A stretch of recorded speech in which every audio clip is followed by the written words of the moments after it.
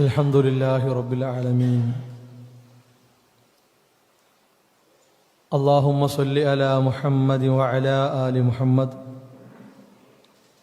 كما صليت على إبراهيم وعلى آل إبراهيم إنك حميد مجيد. اللهم بارك على محمد وعلى آل محمد كما باركت على إبراهيم وعلى آل إبراهيم إنك حميد مجيد. يا أيها الذين آمنوا اتقوا الله حق تقاته ولا تموتن إلا وأنتم مسلمون. يا أيها الناس اتقوا ربكم الذي خلقكم من نفس واحدة وخلق منها زوجها وبث منهما رجالا كثيرا ونساء واتقوا الله الذي تساءلون به والأرحام إن الله كان عليكم رقيبا. يا أيها الذين آمنوا اتقوا الله وقولوا قولا سديدا يصلح لكم أعمالكم ويغفر لكم ذنوبكم ومن يطع الله ورسوله فقد فاز فوزا عظيما. പ്രിയമുള്ള വിശ്വാസികളെ, സഹോദരങ്ങളെ, സഹോദരിമാരെ, അള്ളാഹുവിൻ്റെ കൽപ്പനകൾ, നിയമനിർദ്ദേശങ്ങൾ ജീവിതത്തിൻ്റെ എല്ലാ സന്ദർഭങ്ങളിലും കഴിവിൻ്റെ പരമാവധി സൂക്ഷിച്ച് പാലിച്ച് ജീവിതത്തെ ക്രമീകരിക്കണം, ചിട്ടപ്പെടുത്തണമെന്ന് ഉണർത്തുകയാണ്, ഉപദേശിക്കുകയാണ്. ഒരു വിശ്വാസിയുടെ ജീവിതം ഒരിക്കലും തന്നെ ചെറിയ കുട്ടികൾ കളിക്കാൻ വേണ്ടി ഉപയോഗിക്കുന്ന കളിപ്പാട്ടങ്ങൾക്ക് തുല്യമായി സമമായി ഉണ്ടാകേണ്ടതോ കാണേണ്ടതോ ആയ ജീവിതമല്ല. വിലപിടിപ്പുള്ളതും അല്ലാത്തതുമായ ചെറുതും വലുതുമായ കളിപ്പാട്ടങ്ങൾ മക്കളുടെ സന്തോഷത്തിന് വേണ്ടി, പുഞ്ചിരിക്ക് വേണ്ടി, ആഹ്ലാദത്തിന് വേണ്ടി നാം എല്ലാവരും വാങ്ങിക്കൊടുക്കാറുണ്ട്. ആ കളിപ്പാട്ടങ്ങൾ എങ്ങനെ വീണാലും പല നിലക്കുള്ള പൊട്ടലും അതുപോലെ തന്നെ പൊടിയലും തകരലുമൊക്കെ ഉണ്ടാകാറുണ്ട്, സംഭവിക്കാറുണ്ട് എന്നത് യാഥാർത്ഥ്യമാണ്. വിശ്വാസിയുടെ ജീവിതം എന്നത് അനേകം പ്രശ്നങ്ങളും പരീക്ഷണങ്ങളും നിറഞ്ഞതായിരിക്കും എന്ന കാര്യത്തിൽ സംശയമില്ല. ഓരോ വിശ്വാസിയുടെയും ജീവിതത്തിലുണ്ടാകുന്ന ദിനേനയുള്ള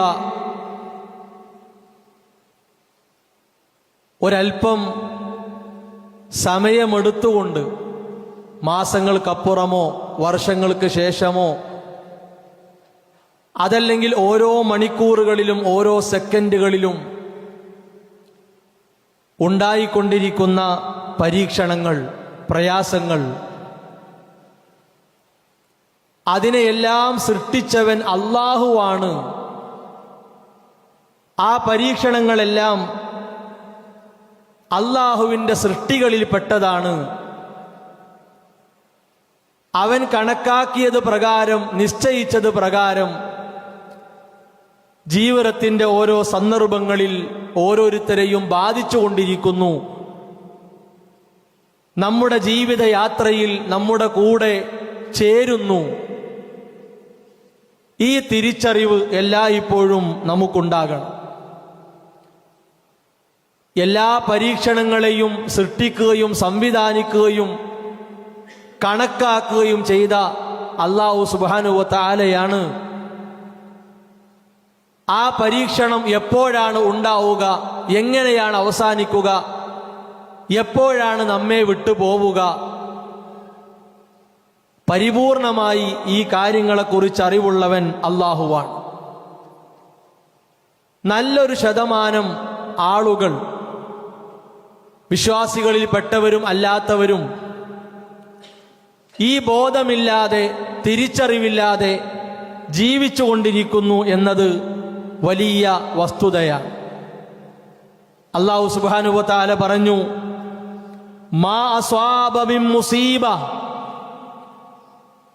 ബാധിക്കുന്ന ഒരു മുസീബത്ത്, നമുക്കുണ്ടാകുന്ന ഒരു പ്രയാസം, ശാരീരികമാകട്ടെ, മാനസികമാകട്ടെ, സാമ്പത്തികമാകട്ടെ, കുടുംബപരമാകട്ടെ, ഏത് രൂപത്തിലുള്ള മുസീബത്തായിരുന്നാലും പരീക്ഷണമായിരുന്നാലും ഇല്ലാ ബിഇദ്നില്ലാഹ്, അല്ലാഹുവിന്റെ കൽപ്പനയില്ലാതെ, അല്ലാഹുവിന്റെ തീരുമാനമില്ലാതെ നമ്മുടെ ജീവിതത്തിലേക്ക് അത് വന്നു ചേരുന്നില്ല എന്നതാണ് ഏറ്റവും പ്രധാനപ്പെട്ട കാര്യം. പലരും പറയാറുള്ളത് കാരണങ്ങൾ മാത്രമാണ്.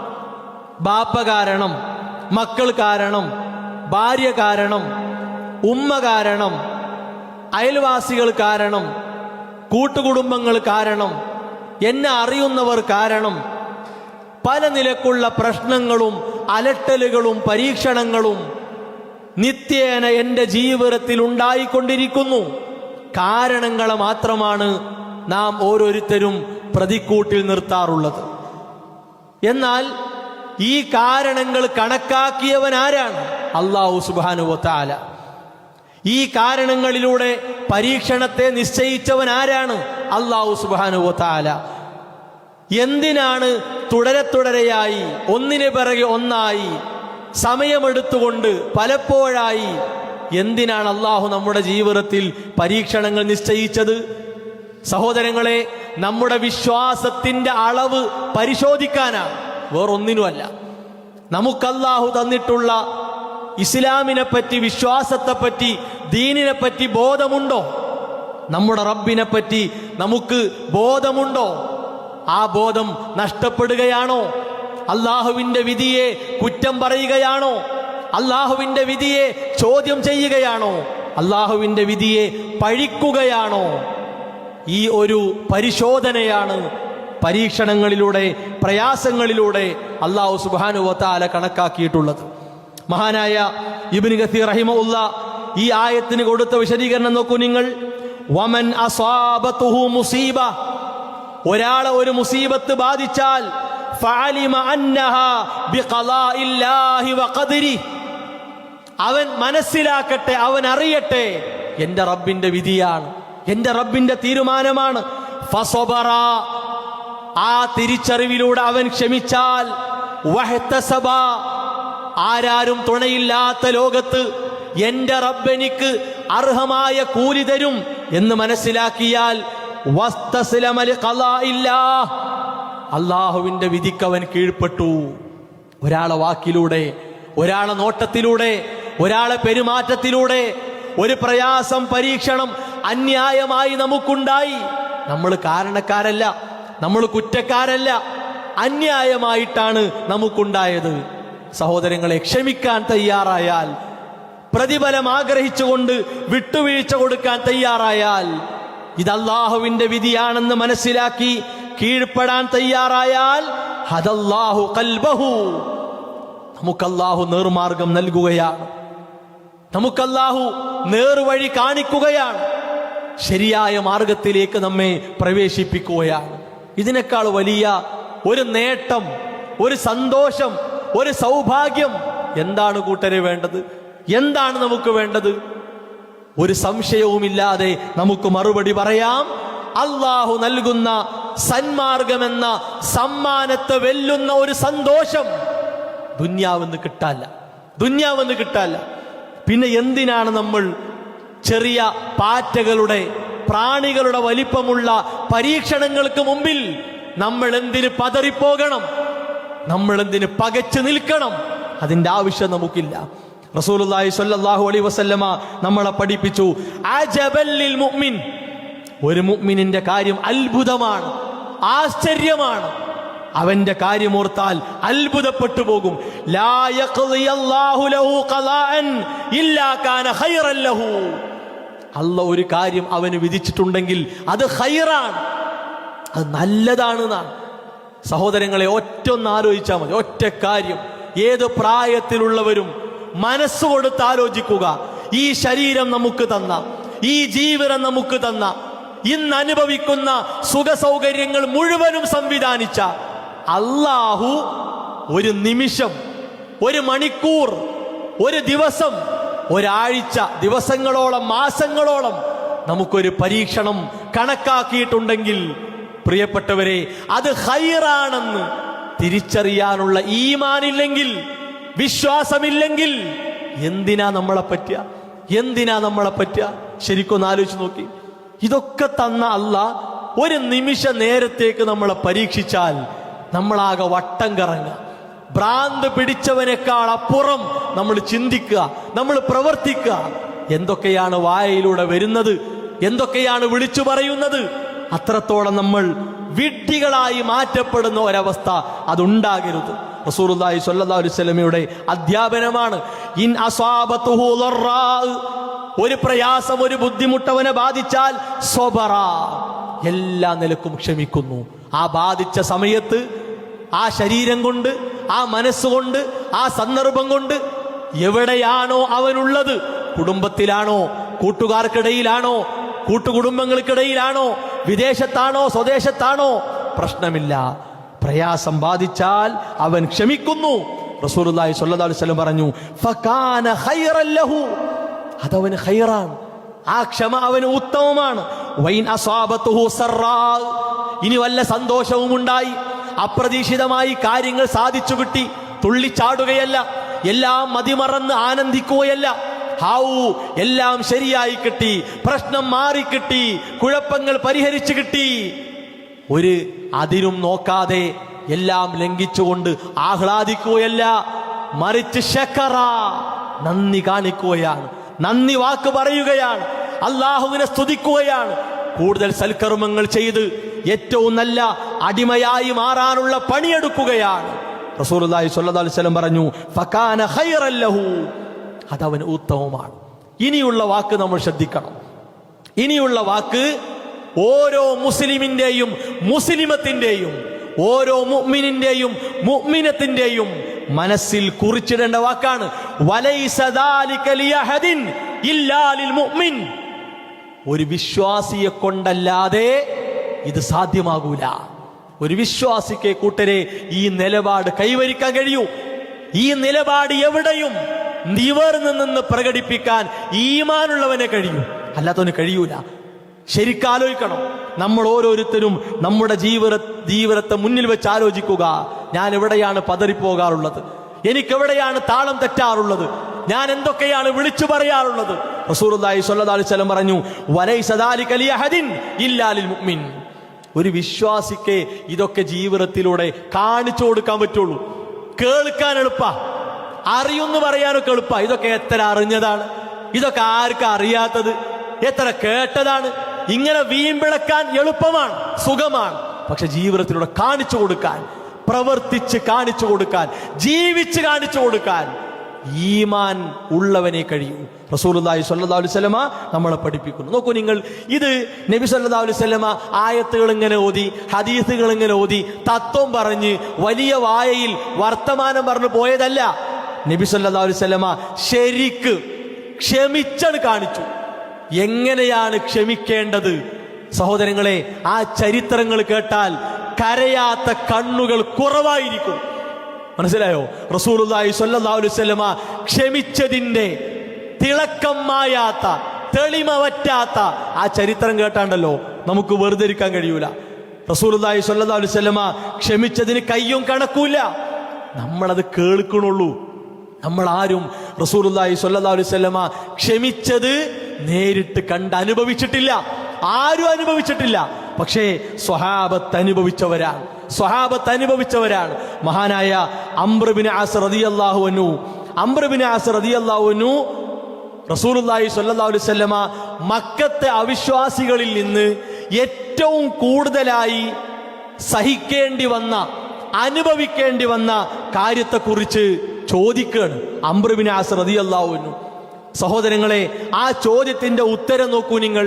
നബി സല്ലല്ലാഹു അലൈഹി വസല്ലമ കഅബത്തിന്റെ അരികിൽ നിസ്കരിക്കുകയാണ്. ആ സമയത്ത് ശപിക്കപ്പെട്ട ഉഖ്ബത്ത് ബിൻ അബീ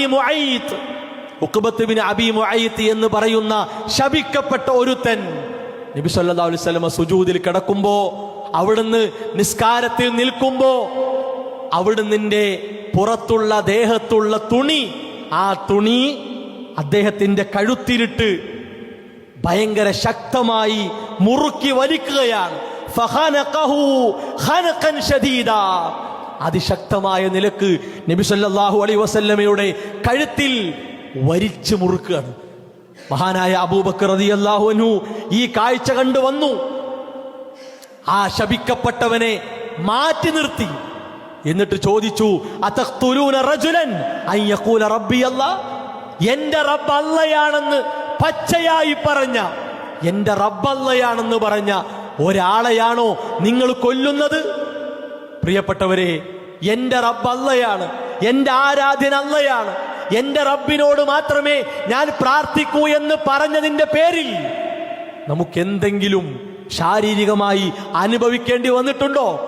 റസൂലുള്ളാഹി സ്വല്ലല്ലാഹു അലൈഹി വസല്ലമ കഴുത്തിൽ ഇങ്ങനെ ശത്രുവിന്റെ കൈകളാൽ മരണം മുന്നിൽ കണ്ട് നിൽക്കേണ്ടി വന്നു. ഒന്ന് ആലോചിച്ച് നോക്കാണി. ക്ഷമിച്ചു റസൂലുള്ളാഹി സ്വല്ലല്ലാഹു അലൈഹി വസല്ലമ, തിരിച്ചൊന്നും കാട്ടിയില്ല, ക്ഷമിച്ചവിടെ നിന്നു. നബി സല്ലല്ലാഹു അലൈഹി വസല്ലമ ദുൽ മജാസ് എന്ന് പറയുന്ന അങ്ങാടിയിലൂടെ അല്ലാഹുവിന്റെ സന്ദേശം, കലിമത്തുല്ലാഹിൽ ഉല്യ, ഏറ്റവും അത്യുന്നതമായ വാചകം ലാ ഇലാഹ ഇല്ലല്ലാഹ്, എങ്ങനെയെന്നറിയോ? ഒരു പ്രത്യേക ആളുകളെ വിളിച്ചുകൊണ്ടല്ല, തനിക്ക് വേണ്ടപ്പെട്ടവരെ മാത്രം വിളിച്ചുകൊണ്ടല്ല. യാ അയ്യുഹന്നാസ്, അല്ലയോ മനുഷ്യരെ, അല്ലയോ ഖുറൈശികളെ, അല്ലയോ അറബികളെ, റസൂലുള്ളാഹി സ്വല്ലല്ലാഹു അലൈഹി വസല്ലമ എല്ലാവരും വിളിച്ചു. ആ ദുൽ മജാസി എന്ന ചന്തയിലുള്ള എല്ലാ മനുഷ്യരെയും വിളിച്ചു. എന്നിട്ട് പറഞ്ഞു, നിങ്ങൾ ലാ ഇലാഹ ഇല്ലല്ലാഹ് പറയും, നിങ്ങൾക്ക് വിജയമുണ്ടാകും, നിങ്ങൾക്ക് വിജയമുണ്ടാകും. ആ സമയത്ത് വറജുലുൻ യത്തബിഉഹു, ഒരു മനുഷ്യനതാ, ശപിക്കപ്പെട്ടവൻ, ശപിക്കപ്പെട്ട അബൂലഹബ്.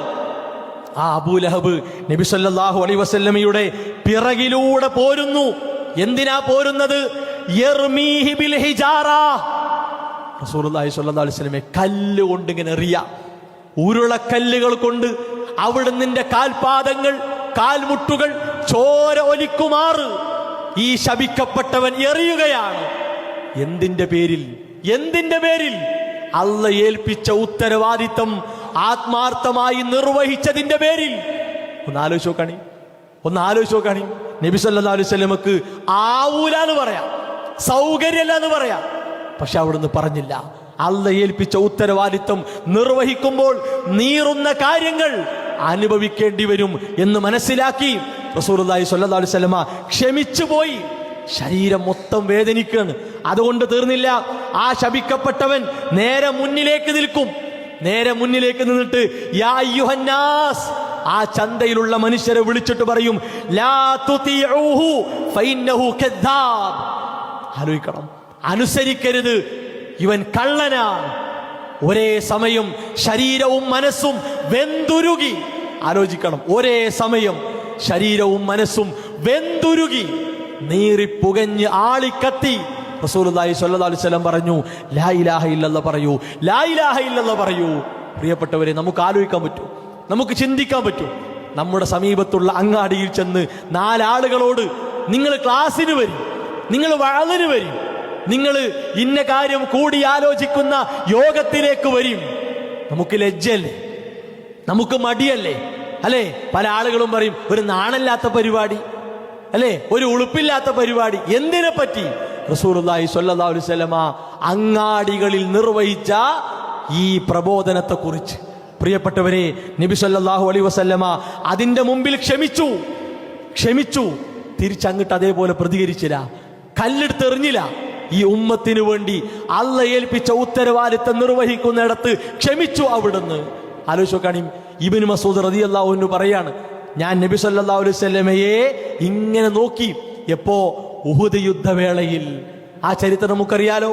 ഉഹുദ് യുദ്ധവേളയിൽ നബി സല്ലല്ലാഹു അലൈഹി വസല്ലമിന്റെ മുഖത്ത് നിന്ന് ചോരങ്ങനെ ഒലിക്കുക, പല്ലുകൾ പൊട്ടിപ്പോയി. സ്വഹാബത്ത് ചുറ്റിലും നിന്ന് സംരക്ഷണം കൊടുത്തു. ആലോചിക്കണം. ഇബ്നു മസ്ഊദ് റളിയല്ലാഹു അൻഹു പറയാ, ഞാനിങ്ങനെ നോക്കിയപ്പോ നബി സല്ലല്ലാഹു അലൈഹി വസല്ലമ ഇങ്ങനെ മുഖത്ത് മുഴുവൻ ചോര, ആ ചോര ഇങ്ങനെ തുടക്കുക, പല്ല് പൊട്ടി നിൽക്കുക. ഈ സമയത്ത് അവിടുന്ന് പറയുന്നത് എന്താ അറിയോ? മുൻഗാമികളിൽപ്പെട്ട ഒരു പ്രവാചകൻ ഇതിനേക്കാളും ചോര ഒലിച്ചുകൊണ്ട് ജീവിച്ച ചരിത്രമുണ്ടായിട്ടുണ്ട്. ആലോചിക്കണം.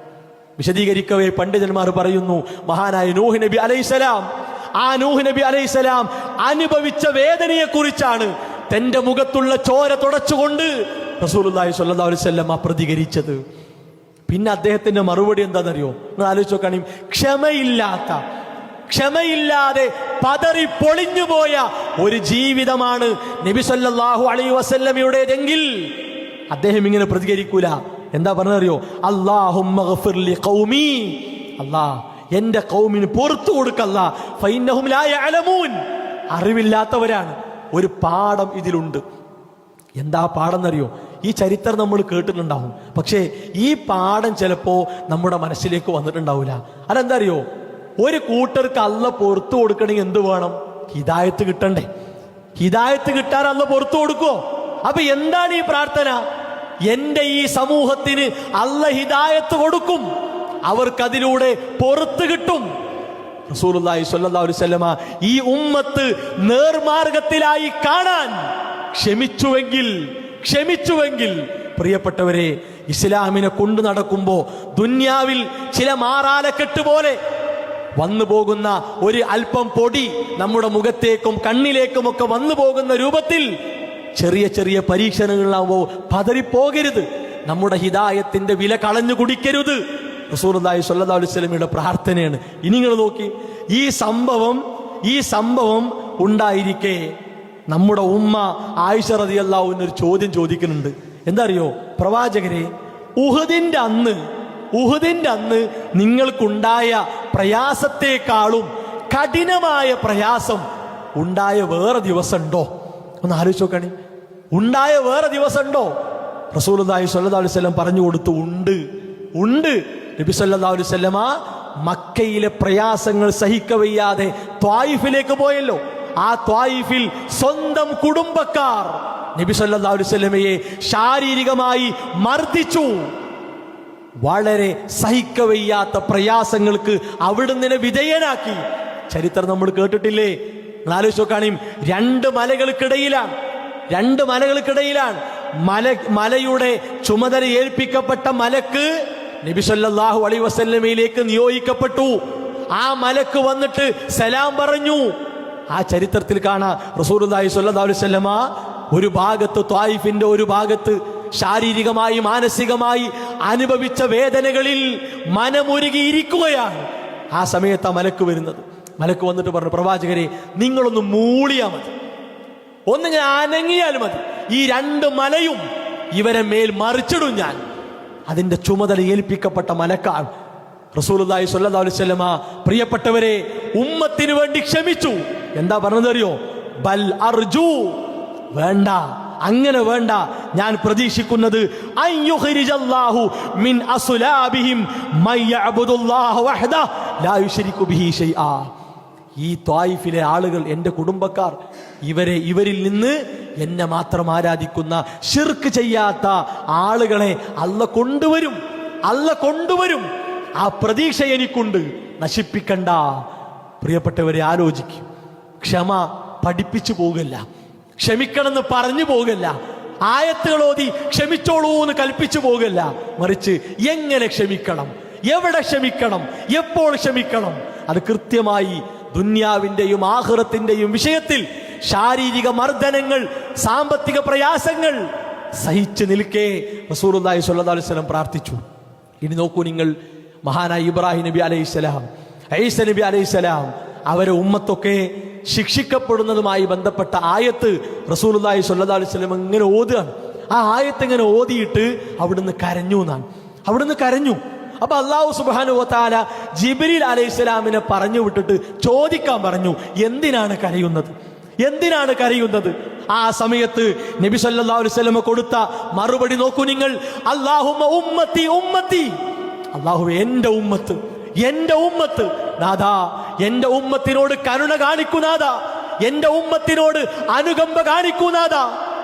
പ്രിയപ്പെട്ടവരെ, ഒന്നാലോചിക്കും, നാം അടങ്ങുന്ന ഈ ഉമ്മത്തിനു വേണ്ടി ഇത്രത്തോളം സഹിച്ച നബി സല്ലല്ലാഹു അലൈഹി വസല്ലമ അവിടുന്ന് അധ്യാപനങ്ങൾ കേൾക്കുമ്പോ ഇതെന്റെ ജീവിതത്തിലേക്ക് വേണ്ടതാണ്, എന്റെ മുടിയുടെ കാര്യത്തിൽ, എന്റെ വേഷവിധാനത്തിൽ, എന്റെ സമ്പത്തിന്റെ വിഷയത്തിൽ, എന്റെ സ്വഭാവ രംഗത്ത് ഈ റസൂലുള്ളാഹി സ്വല്ലല്ലാഹു അലൈഹി വസല്ലമയുടെ ജീവിതം എനിക്ക് വേണമെന്ന് ആലോചിക്കാൻ നമുക്ക് സാധിക്കുന്നില്ല എങ്കിൽ എന്തിന് പറ്റും നമ്മുടെ ജീവിതം, എന്തിന് പറ്റും? ഈ ഉമ്മത്തി ഉമ്മത്തി എന്ന പദത്തിൽ നമ്മളെല്ലാവരുമുണ്ട്, നമ്മുടെ കുടുംബങ്ങളുണ്ട്, നമ്മുടെ കൂട്ടുകാരുണ്ട്, നാട്ടുകാരുണ്ട്, എല്ലാവരുമുണ്ട്. പക്ഷെ അല്ലാഹ് തൗഫീഖ് തന്നാൽ മാത്രമേ പ്രിയപ്പെട്ടവരെ ഇതിന്റെ ഉള്ളിൽ നമ്മൾ കയറൂ, ഉള്ളിൽ കയറൂ, അല്ലെങ്കിൽ പുറത്തായിരിക്കും. തീർന്നില്ല, എല്ലാ പ്രവാചകന്മാർക്കും ദുന്യാവിൽ പെട്ടെന്ന് ഉത്തരം കിട്ടുന്ന പ്രാർത്ഥനയ്ക്ക് അല്ലാഹ് അവസരം കൊടുത്തു. പ്രാർത്ഥന പെട്ടെന്ന് ഉത്തരം കിട്ടുന്ന പ്രാർത്ഥനയ്ക്ക് അല്ലാഹ് അവസരം കൊടുത്തു. എല്ലാ പ്രവാചകന്മാരും അവരുടെ ജീവിത കാലഘട്ടത്തിൽ അത് ഉപയോഗിച്ചു, എല്ലാവരും ഉപയോഗിച്ചു. റസൂലുള്ളാഹി സ്വല്ലല്ലാഹു അലൈഹി വസല്ലം പറഞ്ഞു, ലികുല്ലി നബിയിൻ ദഅവത്തുൻ മുസ്തജാബ്, എല്ലാ പ്രവാചകന്മാർക്കും പെട്ടെന്ന് ഉത്തരം കിട്ടുന്ന പ്രാർത്ഥനയ്ക്ക് അവസരമുണ്ട്. ഫതഅജ്ജല കുല്ലു നബിയിൻ ദഅവതഹു, എല്ലാ പ്രവാചകന്മാരും അവരുടെ അവസരത്തെ വളരെ വേഗത്തിൽ ഉപയോഗിച്ചു, വളരെ വേഗത്തിൽ ഉപയോഗിച്ചു. വഇന്നി ഇഖ്തബഅതു ദഅവതി ശഫാഅതൻ ലിഉമ്മതി, എൻ്റെ അവസരത്തെ എൻ്റെ ഉമ്മത്തിന് ശുപാർശ ചോദിക്കാൻ വേണ്ടി ഞാനിതാ പരലോകത്തേക്ക് മാറ്റിവെച്ചിരിക്കുന്നു. ഇത്രത്തോളം നമ്മളോട് റഹ്മത്ത് കാണിച്ച പ്രവാചകൻ സല്ലല്ലാഹു അലൈഹി വസല്ലമയുടെ അനുയായികളാണ് നമ്മൾ, അനുയായികളാണ് നമ്മൾ. പ്രിയപ്പെട്ടവരെ, പരിഹസിക്കരുത്, നിഷേധിക്കരുത്, കളിയാക്കരുത്, വേണ്ട എന്ന് വെക്കരുത്, കീഴ്പ്പെടാതിരിക്കരുത്, അനുസരിക്കാതിരിക്കരുത്, കേൾക്കാതിരിക്കരുത്. വയുസല്ലിമു തസ്ലീമാ, എന്റെ പ്രവാചകൻ സല്ലല്ലാഹു അലൈഹി വസല്ലമയുടെ അധ്യാപനമാണോ അത് കഴിഞ്ഞിട്ടേ എനിക്ക് വേറെ എന്തും, അത് കഴിഞ്ഞിട്ടേ എനിക്ക് ദുന്യാവ്, അത് കഴിഞ്ഞിട്ടേ എനിക്ക് ദുന്യാവ്. ഏത് കൂട്ടുകാരനും കുടുംബവും ഭാര്യയും ഭർത്താവും മക്കളും നാട്ടുകാരും ഇത് കഴിഞ്ഞിട്ടുള്ളൂ. ഇതാണ് എനിക്ക് പ്രിയപ്പെട്ടത്, ഇതാണ് എനിക്ക് വലുത്. അതാണ് സഹോദരങ്ങളെ ഈ ചരിത്രങ്ങളൊക്കെ നമ്മെ പഠിപ്പിക്കുന്നത്. ആക്ഷേപങ്ങൾ നബി സല്ലല്ലാഹു അലൈഹി വസല്ലമയെ വട്ടമിട്ട് പറന്നു.